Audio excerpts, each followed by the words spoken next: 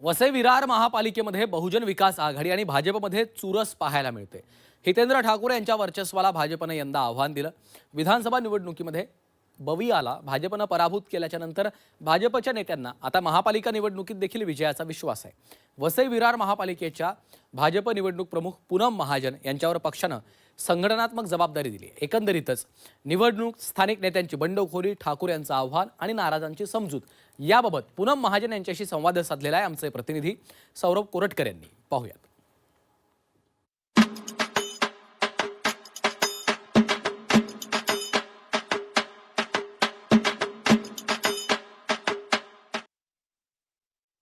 राज्यातल्या महापालिका निवडणुकांमध्ये सर्वाधिक इंटरेस्टिंग लढत कुठली होत असेल तर ती म्हणजे वसई विरार महापालिकेची।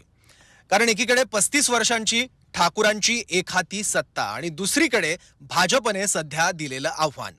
यामुळे वसई विरार महापालिकेत नेमकं काय घडतं याकडे संपूर्ण राज्याचं लक्ष आहे।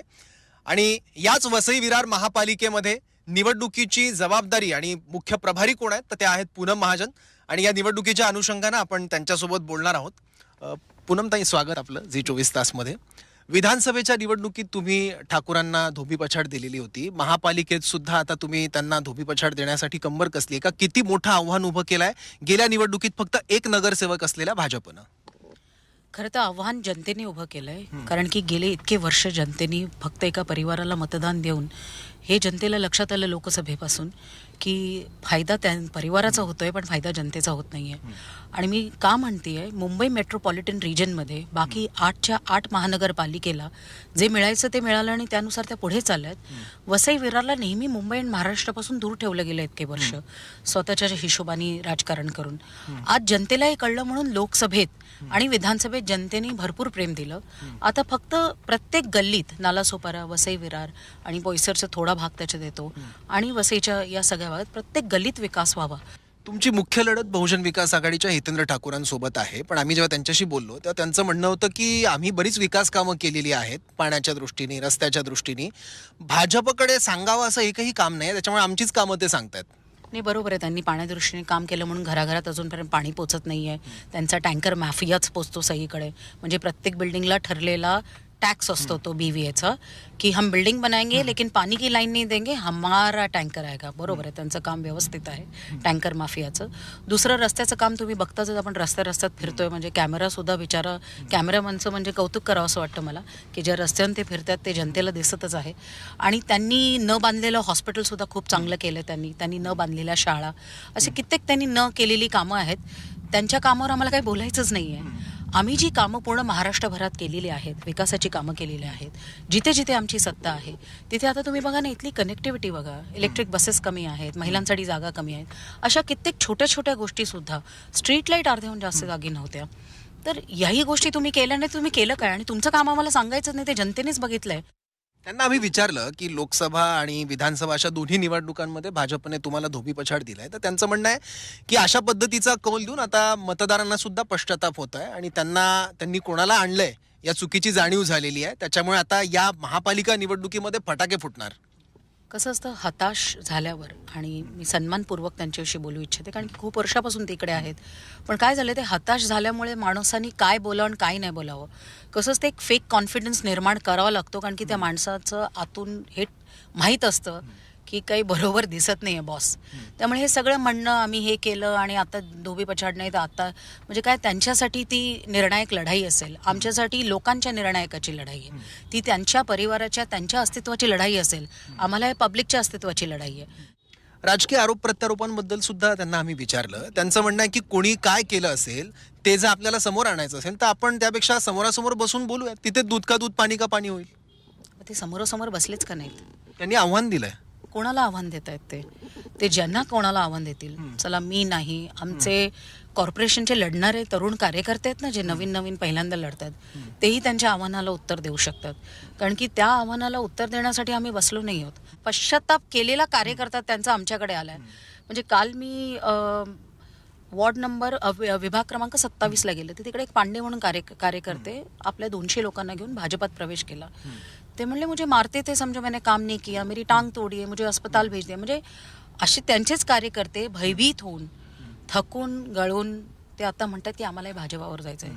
वेगवेगळ्या जुन्या निष्ठावान कार्यकर्त्यांनी बंडाचं निशाण फडकवलेलं आहे आणि तुमच्यावर सुद्धा तीच मुख्य जबाबदारी देण्यात आलेली आहे भाजपकडून की तुम्ही सगळं जी बंडखोरी होत्या त्या बंडखोरांची समजूत काढावी. तर त्यात तुम्हाला यश येत आहे का? जेव्हा पक्ष वाढत असतो तेव्हा अपेक्षा कार्यकर्त्याच्या वाढत असतात. काही चुकीच्या आहेत का? नाही आहेत. आणि त्या अपेक्षा पूर्ती काही लोकांच्या होतात, काही लोकांच्या होत नाहीत. तर त्याचा अर्थ थोडी बंडाळी होते. माझं काम आहे सगळ्या कार्यकर्त्यांना हात जोडून माफी मागणं. काही कार्यकर्ते खरंच खूप चांगले होते, निवडू शकत होते, पण तिकडचं गणित असो त्यानुसार आपण ही लढाई फार सिरियसली घेतली. तर या लढाईत कुठेतरी पुढे मागे होत असतं. आणि त्यामध्ये कार्यकर्ते पण, मी कोणत्याही कार्यकर्त्यांशी बोलले ना, त्यांनी कधी मला पार्टीवर राग नाही दाखवलं, थोडं दुःख दाखवलं. ते चुकीचं नाही आहे. पण हळूहळू मी बघतीये ज्यांच्याशी मी बोलले ते कामाला लागले. पण पूनमताई, रवींद्र चव्हाणांची गाडी अडवण्यात आली होती एका मेळाव्यानंतर आणि त्यात काही कार्यकर्त्यांनी आरोप केला की तुम्ही जुन्या निष्ठावान कार्यकर्त्यांना डावलताय आणि आमदार पैसे घेऊन तिकीट वाटप करतात. ते ठीक आहे. कसं होतं, रवींद्र चव्हाणांची गाडी अडवणं हे भारतीय जनता पार्टीच्या कार्यकर्त्यांमधला असलेला रोष ऍक्सेप्ट करणं ते ठीक आहे. आणि मला वाटतं लोकशाही आमच्या पक्षात सुद्धा आहे.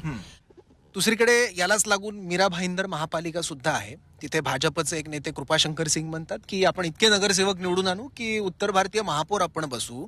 पण त्यालाच लागून असलेल्या वसई विरार महापालिकेत मात्र तुमच्याच पक्षाच्या एक नेत्या म्हणतात की उत्तर भारतीयांना तिकीट देताना किंवा उमेदवारी देताना डावललं जात आहे. मला नाही वाटत की तो उत्तर भारतीय मराठीच्या विरोधात आहे, मराठी गुजरातीच्या विरोधात आहे. हे सगळं कसं असतं, हे फक्त थोड्या वेळा आवेशात बोलण्याच्या गोष्टी असतात. पण मला असं कुठे दिसलं नहीं कि उत्तर भारतीय को टिकट नहीं दिया, इसको नहीं दिया. उत्तर भारतीय भाजपा को ही वोट करेगा प्यार से, क्योंकि वो चाहता है विकास. गुजराती हे वोट करेंगे, कोकणातले लोक असणार आहेत आम्हाला वोट करतील, कोळी अग्री समाज जो आहे वोट. महाराष्ट्र मराठी माणसाची, मराठी माणूस आपण आहोत. आणि मला वाटतं इथे राहणारा उत्तर प्रदेशाचा माणूस सुद्धा त्या मराठी माणसाला तेवढाच सन्मानपूर्वक बघतो. महाराष्ट्र मराठी माणसाचं असं तुम्ही म्हणालात. मग वसई विरार महापालिकेसाठी तुम्ही स्टार प्रचारक म्हणून उत्तर प्रदेश आणि बिहारमधून तुमचे नेते किंवा इतर कलाकार यांना का बोलवत आहात? कोण येते तुम्ही सांगा. नाही, निरहुआ, त्यानंतर मनोज तिवारी यांच्या नावाची चर्चा होती, रवी किशन यांच्या नावाची चर्चा होती, आदित्यनाथ यांच्या नावाची चर्चा होती, मैथिली ठाकूर यांचं एक नाव त्यात आहे. ही सगळी मंडळी प्रचारला येत आहेत. महाराष्ट्र मराठी माणसाचं हे नक्की आहे. मग नितेश राणे येत आहेत, CM देवेंद्र फडणवीस येत आहेत, रवी चव्हाण येत आहेत, पूनम प्रमोद महाजन येते, मराठवाड्याची मुंबईत राहणारी मुलगी. म्हणजे आम्ही बाहेरचे आहोत का? सगळेच येणार. शेवटी मुंबई आणि त्याचा आजूबाजूचा जो पट्टा आहे तिकडे आपल्या आपल्या गावचे राहणारे लोक त्यांच्या लोकांना बघू इच्छितात. त्याचा अर्थ सगळ्यांना आम्ही घेऊन येतो असंही नाही आहे. त्याच्यातले एखाद दुसरे लोक येतील. उत्तर भारतीय काही चेहरे येणार अशा बातम्या चालल्यामुळे असं बोललं जात आहे की उत्तर भारतीय अस्मिता कुरवाळण्याचा हा प्रयत्न भाजपकडून केला जातो. नावं तुम्ही घेतले ते अंधेरीचे लोक आहेत. ते उत्तर भारताचे लोक नाही आहेत. ते उत्तर भारतला नंतर गेले असतील. ते अंधेरीला राहिले, वाढले सगळे. त्याच्यातला तो एक आमचे तर खासदार होते. ते समजा उद्या आमचा खासदार आणि भारतीय जनता पार्टीची पद्धती, उद्या आसामला निवडणुका आता लागतील ना, आम्ही सगळे 100-200 लोक आसामला जाणार. ही शिस्त भारतीय जनता पार्टीची गेले 40 वर्षापासून आहे की इकडचा कार्यकर्ता तिकडे जातो. आता तो पिक्चरमध्ये काम करणारा कार्यकर्ता खासदार झाल्यामुळे तुम्हाला तो स्टार प्रचारक वाटतो. तुम्ही आता भाजपमधल्या जे काही इच्छुक आहेत, नाराज झालेले, त्यांची नाराजी दूर करण्यासाठी प्रयत्न करत आहात. पण कधी कधी आमच्या कानावर सुद्धा अशा बातम्या येत असतात की पूनम महाजन नाराज आहेत, त्यांना कुठल्या तरी समितीतून डावललं किंवा त्यांना उमेदवारी नाकारली. खरंच असं काही आहे का? तुम्ही नाराज आहात का, अस्वस्थ आहात का? आता हे 2 वर्षापूर्वीचे प्रश्न होते आणि मी तुमच्या कार्यक्रम नाही, आताच 4-5 महिन्याआधी सुद्धा कुठल्या तरी समितीमधून तुम्हाला डावलण्याची एक बातमी होती असेल. स्थानिक स्वराज्य संस्थांच्या निवडणुकांमध्ये.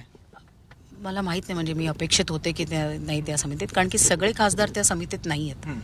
त्यामुळे असं काही अपेक्षित होतं आणि डावललं गेलं, हे सगळं असं बोलण्याच्या गोष्टी आहेत. पण मला वाटतं मी एक उदाहरण माझ्याच कार्यकर्त्यांना देते की असं होत असतं. आणि समजा तुमच्या ती पक्ष निष्ठा आहे, एक तर माझ्या रक्तात असल्यामुळे, आणि मी स्वतः गेले, आता मी पण 20-22 वर्ष झाले पार्टीत काम करते आणि मी तळागाळातून महाराष्ट्राच्या युवा मोर्चापासून सुरुवात केली आहे. निवडणूक हरले, जिंकले, अशा भरपूर गोष्टी माझ्यावर झाल्यात. पण त्याचा अर्थ मी पण कधीतरी ढासळते, कधीतरी मलाही दुःख होतं. त्याचा अर्थ मी काम नाही करणार असं होत नाही. जो काम बोला दुसरे दिन चप्पल पहनो और निकलो.